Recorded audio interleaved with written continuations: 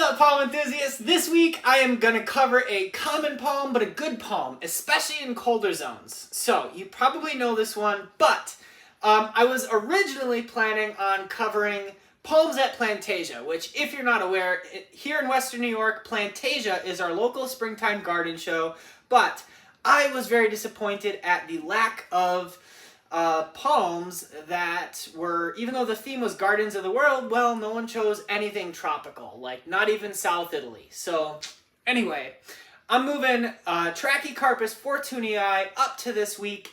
So without further ado, let's go. Alright guys, so today we are going to be talking about the hemp palm, the chews-on palm. In other words, a common one, an oldie but a goodie you could say, Trachycarpus fortunei.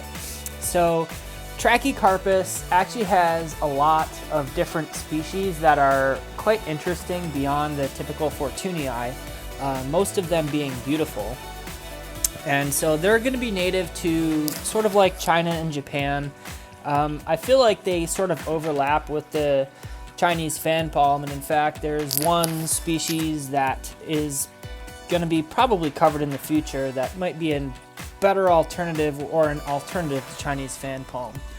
Wagnerianus is a variety that probably came from Japan. These palms have been in cultivation for so long. This picture here is actually in Italy, and you can see that Trachycarpus is not what's called self-cleaning, so all of its old dead fronds do not fall off. That actually might help in cold climates, even though to me it's ugly as sin, to insulate the trunk a little bit, all those dead fronds. So there might be something to that. But yeah, we don't really know where this is originally from. We can't pinpoint it because it is actually a useful plant. Like all the fluff on the trunk, you can actually make stuff out of it, to include clothes, believe it or not. Here you can see this is kind of another example of sort of like a trachy, and there's like nicknames because Trachycarpus can be long. It's not a horrible Latin name, but it can be long, which by the way, that actually means rough fruit in Latin. Weird random factoid. I don't find the fruit to be that rough, but whatever. So yeah, so light and sun for the windmill palm is going to be generally full sun to shade. I guess it was a little bit ADD. They form clusters, so like they will form like thickets with like the parent plant and then all the little seedlings of various ages growing up sort of around the base of them. You can see that a lot in UK gardens. So for light and sun, I would recommend part sun for seedlings, and they will tolerate shade. Of course, their petioles are going to be long and I think quite graceful in the shade, but of course they're not going to be quite as cold hardy if they don't get some amount of direct sun. This is not my photo, this is something I screenshotted off like Pinterest or something. So, and just like many other palms, this is a forest palm, so as these seedlings, whether it's in a thicket of itself or with other plants, grow taller, they will reach for the sky and they'll be able to tolerate full sun as they age. This picture here is actually at my parents' patio, and that particular palm to the 2/3 to the right of the photo is actually a Florida grown Trachycarpus, and we'll talk about cold hardiness towards the end, but there's something to consider there. So with water and humidity, this is a palm that is native to, you know, the Himalayas region broadly. And so they're going to want to have relatively consistent moisture. I mean, in cultivation, they're actually in the ground, they can be pretty drought tolerant. But for me, up until last year, I've only grown them in containers. And I have found that they are happiest if you give them consistent irrigation. Don't let them live in a swamp. Don't let them be too dry either. It's not a desert palm. Although if you guys are familiar with Banana Joe, he lives somewhere in the warm part of Canada on the west coast, and he actually has bred so to speak. He's like dumped just tons and tons of Trachycarpus seeds into sort of like a gully, and now he's got a cultivar that can tolerate living in a swamp, which I find absolutely fascinating. I love that sort of stuff, to like breed plants to do more than what they, you know, traditionally might be able to. And so for pot size and fertility, I would say a 20-inch container would suit this plant, this palm, relatively long term. It'll be, you know, nicely over your head sort of at that point if you're just gradually potting it on. They can stay in one particular container for a solid 2 or 3 years before you pot it on to the next size. It is eventually a large growing tree. I would say Wagnerianus is a better specimen for container growing just because it's kind of a smaller palm in general. There's also a cultivar called Dwarf Delights that is supposed to be a dwarf. And as far as fertilizer goes, this palm, again, has been in cultivation for so long that yes, a specialized palm fertilizer is never a bad idea, but I would say any fertilizer is going to do well for you, and just fertilize them while it's warm out. These guys actually can grow in much cooler temperatures than you might be thinking, like aware of. This palm, this picture here, is actually in my garden before the winter. Yes, it did survive a nasty Zone 6B winter. But yeah, so personally, I'm gonna look for some of those like palm stakes for like a big plant. You know, if it's tall, you want to use a little bit more fertilizer. If it's a young plant, you're not going to use quite as much. And then of course, the best fertilizer for any forest palm is going to be compost. I'm distracted. My turtle is sometimes like, he's a character. Anyway. So let's talk about cold tolerance for the windmill palm while we're on this photo here of my Charlotte form Trachycarpus. So depending on the variety that you have, I'm going to give it a tentative Zone 7A. In different climates, you're going to be able to get away or have more success with certain plants. So like a dry Zone 6, you probably can grow Trachycarpus in the ground, sort of like in maybe like out where Garden Answer lives in the desert, because it's dry. But again, it's extremely nuanced to get a plant through a winter like that.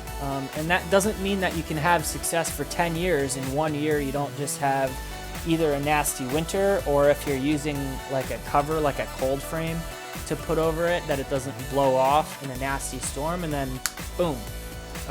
If it's depending on the temperature, if you're doing that with artificial heat, I think that you have a lot more likelihood of killing your palm, because if the palm is used to, let's say, 15 degrees Fahrenheit outside and the cover blows off and let's say it's 8, yeah, the fronds are probably going to be burned, but the plant is not like 32 or 35 degrees Fahrenheit and then boom, it drops down to 8 if that cover were to blow off or something. In my opinion, if you're going to grow this outside of in a colder zone than Zone 7, not babying it too much is going to, yes, have it maybe not look as pretty coming out of, in the next photo you're going to see is more fitting for the cold tolerance segment. But yeah, it's not going to be maybe as perfect coming out of winter if you don't baby it, but your palm is going to be, generally speaking, much tougher than if you were to keep it, you know, between 30 and 40 in a box over the winter. In my opinion, I have a windmill palm in the ground, as you saw in the previous photo, a couple photos ago, and I'm going to do the bare minimum for it. So we'll see what happens. You'll have to stay tuned and subscribe for that. But like with most plants, a larger Trachycarpus is going to be able to tolerate more cold than a seedling or like a plant that's, you know, a couple years old. And they can grow quickly. If they're happy, I'll show you a picture at the end. You'll get to see, well, I'll talk about that in a minute.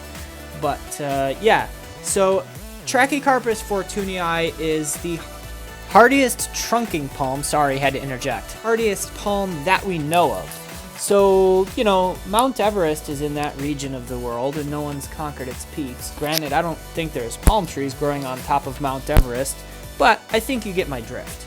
So, actually, technically, I have in my notes that Sable, Louisiana is kind of being considered a trunking palm nowadays. So, I would actually have to say, even though I'm rating Trachycarpus as a tentative zone 7A, depending on cultivar, Sable, Louisiana is going to top that full stop. I mean, I can grow Sable, Louisiana here in Buffalo. Another thing to keep in mind is when you're growing windmill palm in a colder climate, there is a phenomena that happens, especially when palms are young and getting established in their spot, called spear pull. Some people call this bud rot.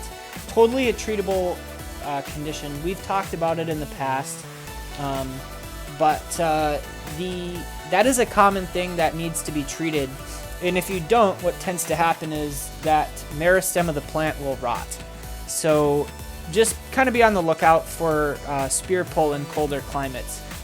This palm that you're looking at here, I've grown from a seedling, and it has spear pulled basically every single year except for this year. This palm is currently sitting at about maybe 3 feet tall and 3 feet wide with the fronds extended. And that's after, I believe I got this particular plant in like 2022 or 2020. I think it's 2022, possibly 2021. In the next photo right now, you're gonna see that it was probably in this pot size, and it was smaller when I got it. The other thing too that I didn't mention is because they're from the Himalayas, they're very tolerant of cold summers. Gross. They're very tolerant of cool summer climates, like in the Pacific Northwest and areas like that. Now, I really didn't touch on the different like strains or cultivars of Trachycarpus. Like Bulgaria is supposed to be the hardiest of the hardy, and there is a lot of debate among this species because, again, it's been cultivated for so long. I actually have a hypothesis that the ones that we cultivate in North America are actually much hardier than they are like the ones that are native and currently growing in the Himalayas. Just a thought. Total, throwing noodles at the wall, so to speak. And I said I wasn't going to go into cultivars too much, but there's one called Tison. I think it's from Spain, so I guess it'd be Tison. So the Tison Trachycarpus is supposed to dethrone Bulgaria as being the hardiest trachy. We'll see. I have one. Yeah, I'll do a video on that in the future. It might actually do that. But I think trackies, although they're very common, if you can get one that's not grown in Florida for a colder zone, and even if that's the only one that you can get is something grown in Florida, you pull that thing into your garage at 20 degrees. You can push it colder as time goes on, but not lower than probably 15, I would say, in a pot. But yeah, so they're common, but I think they're beautiful palms. They're absolutely worth growing, and the reason for that is I'll have the caveat of they're worth growing in colder zones, and the reason for that is if you have them potted and you bring them out, like now here in Buffalo, it's currently like 55 degrees, but it's gonna drop down to, I don't know, 20 or something tomorrow. So that is a great palm to have outside. It can tolerate those temperatures even in a pot, so it's great to sort of tropicalize your patio and have something green and flowing in the wind this time of year in colder zones. I do want to mention one more cultivar too. Allegedly there's one called Landcraft. Well, there is one called Landcraft that is allegedly hardy to zone 6 without protection. Even if it's not hardy to zone 6 without protection, these palms are spectacular at recovering from horrible cold damage. All that they need is time. And I'm going to say too, as far as my final thought goes, is if you're in zone 8 or so and you want to grow a Trachycarpus, I would say go for it, but I would probably recommend a sable. There are so many cool types of sables that, you know, are not common. And sable as a genus, I think, I'll cover it in the future, but I think sable as a genus is like Darwin's finches. So it's just tremendously adaptable, really, really cool. So zone 8 and warmer, I would say try a sable. They're incredible. Cooler zones, give this guy a try. Alright y'all, thank you so much for watching. I hope you enjoyed. Drop it down in the comments if you have grown Trachycarpus fortunei or some of the more obscure species that should not be as rare as they are in cultivation because they're beautiful. If you like this video, be sure to drop me a big ol' thumbs up, just like that. And if you want to see more content just like this, be sure to smash that subscribe button and the bell. You know, the things, one day I'll be outside and I can point to like plants and say, that's not the like button, but that day is not today. Alright y'all, thank you so much for watching and I can't wait to see you next week. I've got another common one, but another good one. I think you're gonna enjoy it. Alright y'all, thanks for watching. Peace!